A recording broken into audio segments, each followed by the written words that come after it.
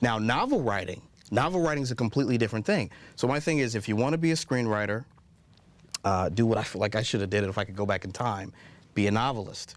Write the novel.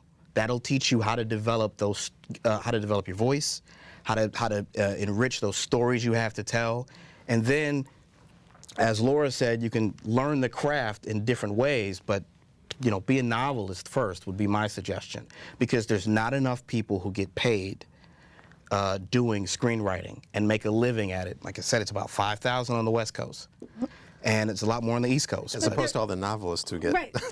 Exactly. I mean, it's same thing. I think that's an expensive hobby as well. It's difficult to get published. But there's not that marriage of the corporate interest. It's not. But there is a marriage of the corporate difficult. interest, because all of the publishing companies are major, for the most part. No, you can self-publish. You can self-publish, but self-publishing is like going down to Kinko's and making copies and leaving a stack of them somewhere. If you don't have the ability to market broad scale, you're not going to be able to support yourself doing it. Yes, you can make copies, but it's not going to be a career. It's not going to be something that I wouldn't necessarily say that. I wouldn't necessarily say that. I mean, there's too many times. I write novels, there's too many times of people who've done that. Or too many examples of people who've been able to do it and have been able to, and yeah, it's always small.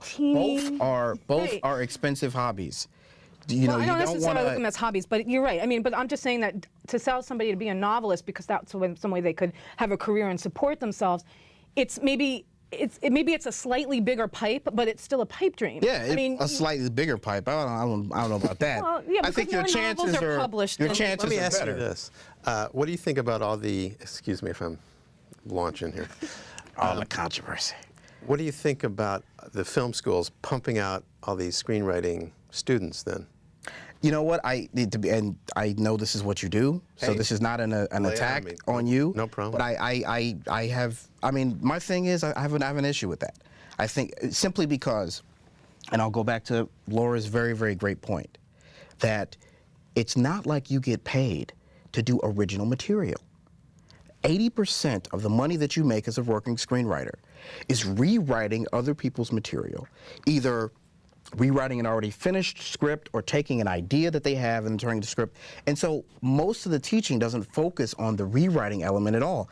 In fact, all the screenwriting courses, the screenwriting gurus, the screenwriting books, the screenwriting thises and that ones, very, very rarely focus on perfecting a talent of both enriching your original voice and teaching you how to rewrite. Well, I have to disagree with that as far as screenwriting gurus or consultants, because I'm a screenwriting consultant in between assignments, and I worked for several years for Dvorak Cutler Rubenstein at the Scriptbroker, and we were totally focused on the rewriting aspects of it. I mean that is how you take something rough and make it great. You wouldn't be included in the most. You would be those who would not be in the most. But the fact is, most. And let's be real. You have to agree, right? You've been out there the most. I know most of the. I don't go to those other script consultants. I don't. But you're aware of them. Yes, let's be real. You're aware of them, right? Okay. So there's the most. I'm sorry. Go ahead. Well, but Kamafi, you keep saying that you wouldn't recommend people do this as a profession. Why are you still in it? Well, there was something interesting that happened with me, and in the sense that I've been writing since I was 6 years old, and since I was 6 years old. I grew up as a poor ghetto kid. I was the stereotype, no father at the house, mom having a whole bunch of babies. And I admit I was that stereotype. And because I was that, we never had any money for anything. So she was basically, you got two things to do. Figure out a way to make money on your own or go steal it. And I turned out not to be a very capable thief. So what I did is I started writing at 6 years old, 7 years old. I wrote plays, I wrote comic books, and you know what I did? I sold those to my fellow students at class. So right off the bat, before the age of 10, I've been trained to know the difference between story and commerce, that marriage of story and commerce. So for me, it's not that big of a deal to say, okay, go and do more story and commerce on a bigger level. And what I'm saying is, not necessarily you shouldn't do it, but if you're going to do it in a way that I feel like is the smart way. Again, 95% of the courses, the books, and the gurus deal with old ways of telling stories, not the new media.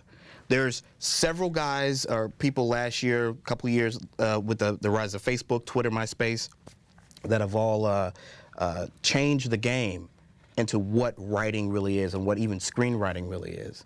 So I think there's a sea change. I don't know if I agree with that point. I mean, I think that, I mean, yes, if you're doing something on the web or you're doing a mobile phone thing, then their story's going to be shorter because it has to fit the thing. But the dynamics of storytelling are the same. They go back to the Greeks. There's no difference now between how you create story for a 2-hour movie, for a 3-minute movie. There's no difference. It's the same.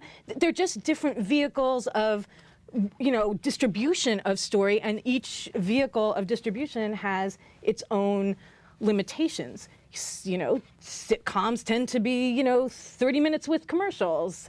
Dramas on TV are hour-long. I mean, but the story, the main beats of story, still. Yeah, I'm saying they're still the same. I'm not saying that there's a difference in the way you tell the story. You said there but was I'm talking about story, as maximizing yourself as a working. Well, as a working writer. This is different. Well, we're talking two different things. No, I understand. I don't think you get me. I don't think you get me because your first point is reacting to the theory and the craft of story. Because you said they were. But I'm not talking about the theory. That's all my only point. But that's okay. I understand what you're saying. I understand what you're saying. That is a different way of doing it. Okay, having a story that's a long form, having a story that's a short form, and then having a story that can encompass itself on 140 characters and Twitter, that is different. That's different. The craft is the same. Right. That was what you need to do to tell the story is the same. But it's very different, and I think those are, we just had the strike all about that, all about new media. Okay, tell me more about the strike. I want to know what the challenges writers face now after the strike. I think one of the big things that happened to me directly, because obviously there's different writers in different areas, so I'm going to speak about me directly. And what happened to me directly is there was money on the table, and as soon as the strike happened, that money was gone. And what's the result of it is, here we are 2 years later. I guess it started November 2007. So here we are 2-3 years later, and a lot of development money has dried up. A lot of the money, what would happen, okay, so I don't feel like I'm talking up here. What would happen is you would sell a script to a studio, and the studio would buy like your first draft or option your first draft. And then they would pay you money to rewrite it. And that's considered development money.